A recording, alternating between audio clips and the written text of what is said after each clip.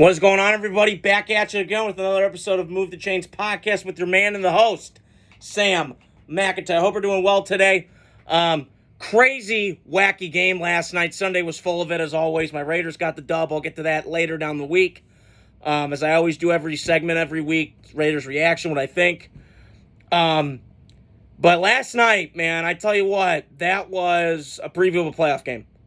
Bills-Ravens, two of the most stable front offices in football that are right there with Kansas City. I was impressed last night by Baltimore. That is the Baltimore that I know and love. Old school, pulling guards, shifts, motions, sledgehammer with Derrick Henry, going Rambo. Pow! That's Baltimore Raven football that I've known and accustomed to. You know, it's funny. I've always said they're like the Bears of the AFC. You know, they never can get the quarterback right. They don't love them. But they've always had great defensive players. The Bears with Singletary and Butkus and Urlacher and Briggs and all those guys. And then obviously with the Ravens, shout out to Max Lawson, who knows the Ravens really well, who loves the Ravens as well. With Ray Lewis, Ed Reed, and those boys, dogs and animals. And obviously now, new generation, Roquan Smith and some other defensive players along that way. So last night, to me, Buffalo, you ran into a buzzsaw. As I wrote in my notes here before I came on, what I was going to talk about the Bills, they got shell-shocked last night. Straight up, point blank, end of story. They got shell-shocked.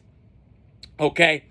It's like on the broadcast last night, Chris Collinsworth said, it's like facing a Navy, you know, when you never faced a triple option shit. That's what it felt like last night.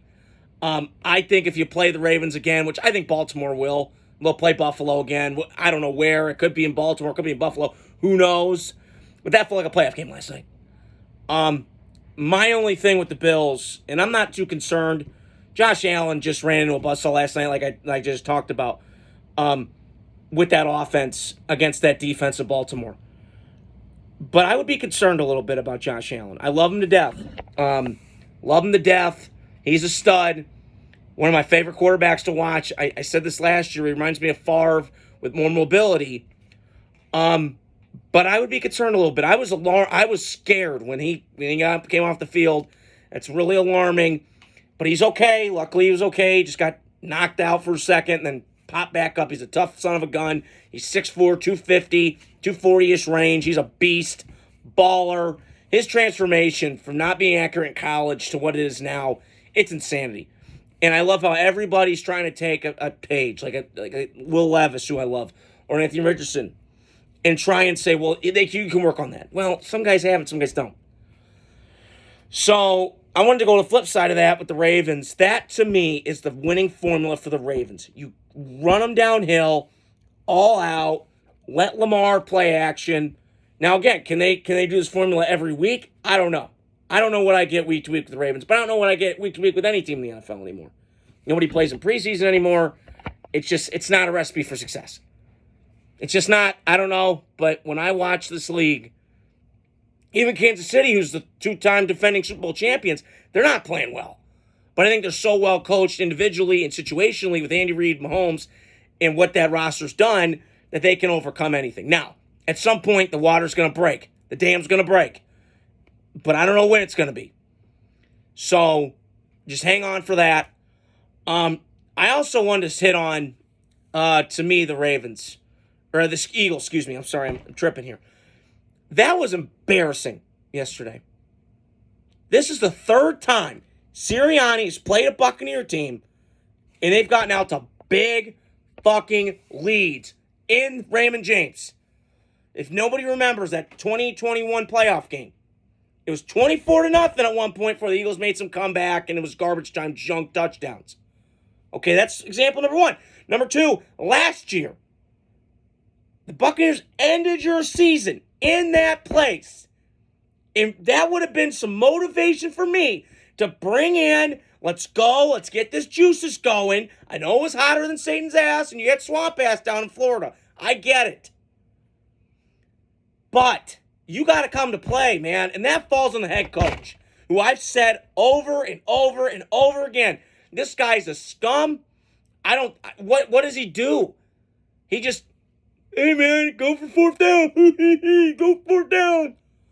That's not, you need a grown-up in there. I've said this many times. This roster is too good not to suck. It shouldn't suck. But the elephant in the ear goes back to Jalen. He's not it to me.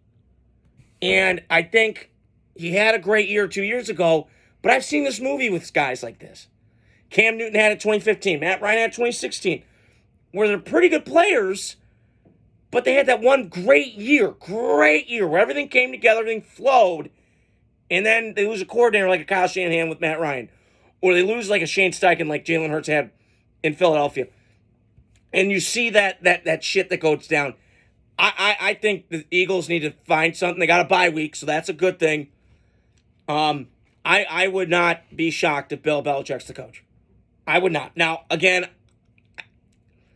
that dynamic, I just don't think Belichick needs to be coaching anymore. I think he had his time.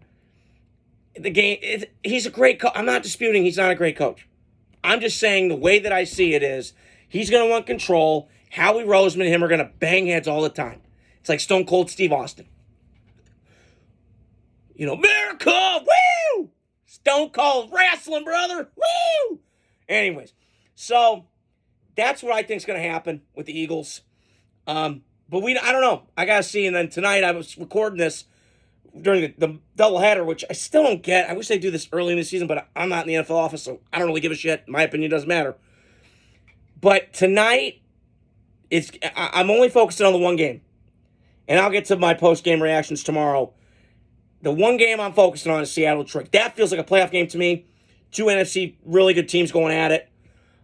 Miami-Tennessee, I don't know. I just think there's a lot going on in that situation. And I'm pulling for Will Levis, but now I just saw he got hurt tonight.